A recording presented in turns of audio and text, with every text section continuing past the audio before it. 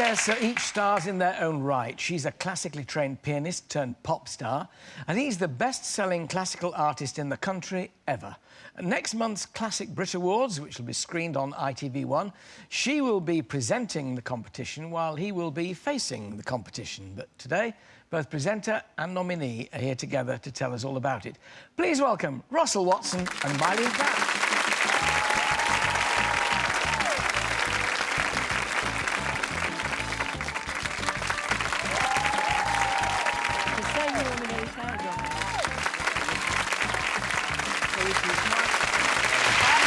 Very well.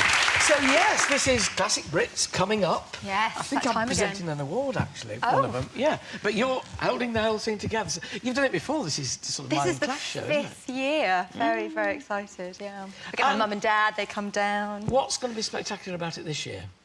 Well, we have some fantastic acts, as always, but I like all the little sort of...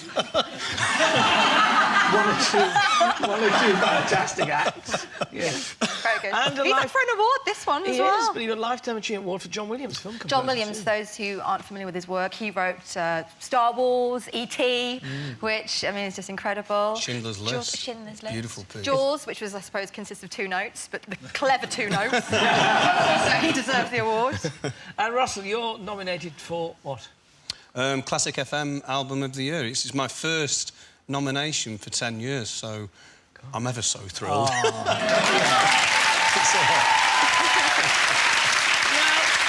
It's staged at the Albert Hall, and this is the big awards ceremony in the world of classics, isn't it? Huge, in classical yes. music. So. There's a great feeling of celebration about it as well, presumably, Myleene. Hugely as well.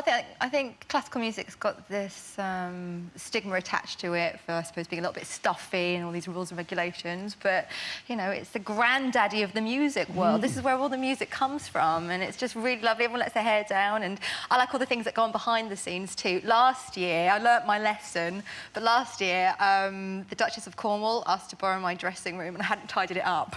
I was outside just panicking, thinking, what is she looking at? What have I left out? So this year, I'm going to be all over it. So, have you guessed it all? Do you have to perform at it, Russell, this year? I do have to, yes. Oh, gosh, so not only do you go and see if you won the award... Again, very excited, but I can't say what the song is just yet, but... Right. You're going to surprise us. It's a big surprise, yes. Surprise. They haven't told me yet. Surprise to everybody, including you. Yeah, so we've got a fantastic guitarist called Milos Karadzic. Yes. I've been practising his name. I've been practising his name too. Andrea Bocelli, of course. Yeah. Military Wives. Yes. Some really Military lovely Wives are lovely. Oh, Military Wives are coming on here at the end of the week, so they'll be on this program. But the thing is, it's the Albert Hall, which is the you know, the darling concert hall of Britain. Everybody loves going there. You know, like last night at the prom. Well, when I was a student, I used to queue up for the £3 tickets and bring my punnet strawberries and just, you know, go in the cheap seats. In fact, they were so cheap there were no seats, and just feel the vibrations of the orchestra. And I think about that every time I walk on and host this show now. I just think, my God, my 16-year-old self would high-five me right now, and I still, you know, pinch myself. What does it require of a performer in the Albert Hall? Is there a different way of performing there, Russell? I don't think it matters how many times you perform there. It's always nerve-wracking, always. So I think... Thanks. Completely nerve-wracking. Excellent. Yeah. But it is. It's a scary place. You know what's been there before. You know the likes of Mario Lanza, Luciano Pavarotti, Frank Sinatra. The greats have all performed at the Royal Albert Hall. So you know when you walk on the stage the history of the place. And that just gives the little buzz and keeps the hairs on the back of your neck risen. I did the last night at the proms for 4 years. I did several proms, but also the last night for 4 years. And outside the box and the grand tier in the middle where you sit, which is wonderful, there's a lady who sells programmes, and she's still there, and she says, "Programmes! Programmes!" And she's right outside the door, and she says, "Move along a little bit. Programmes!" And I said, "How long have you been doing it?" She said, 37 years. So if you hear that voice when we do the Classic Brits, you know it's her, that she's there. But clearly you've made the transition from pop to classical. Do you sort of go back to the pop bit as well? Oh, I started off in classical because on my dad's side, there's 6 generations. It was kind of just what everybody does. And then I was like 4 years old when I learnt to play. And then I went into the pop world, which was, I mean, it was fantastic to experience that. But my heart lies in the classical world. Yeah. So, you know, from your point of view, I mean, if you were allowed to decide what you were going to do, you got to take the buffets of fate, really, as to where you go. But what would your ideal scenario be now? What would you like to do next? I think fairy waves and magic wands says, Myleene, you can do this. Dream job. Well, I'm doing my dream job, and that's the honest truth, because I think, for me, I thought I was going to be a session musician locked in a darkened room for the rest of my life, which would have been very nice to have a job as a musician. But then the fact that you get to use all the other tools that you learn as a classical musician. So as a TV host, you're always listening or looking out on the periphery, which is what you do when you're playing in an orchestra as well.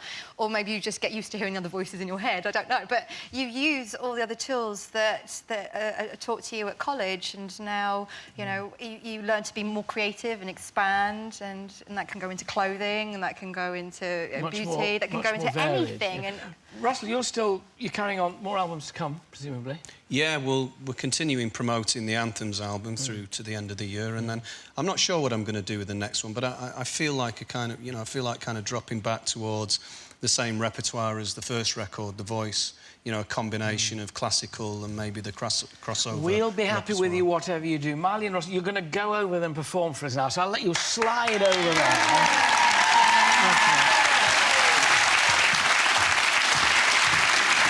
So, to mark the launch of the 2012 Classic Brit Awards with MasterCard, every day this week, the AT Show will be presenting performances by nominees. What a treat. Now, last night saw the conclusion of a truly fantastic summer of sport, and I speak as someone who didn't really care about sport much till this summer. With a phenomenal 120 medals at the end of the tournament, 34 of them gold, the Paralympics has been, if anything, even more exciting and uplifting than the Olympics themselves, and has highlighted the enormous ability, diversity, and above all, normality of the athletes. As I speak, the Olympic celebration parade is snaking its way through central London.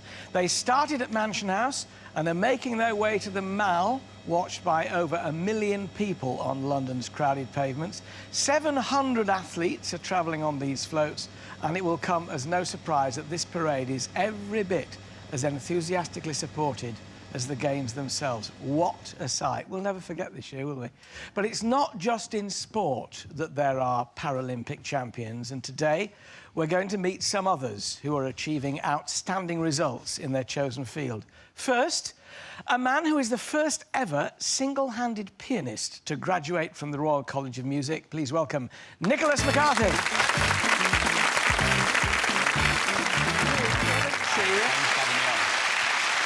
Now, some people would think a pianist with just one hand, it's a no-go, it's a non-starter.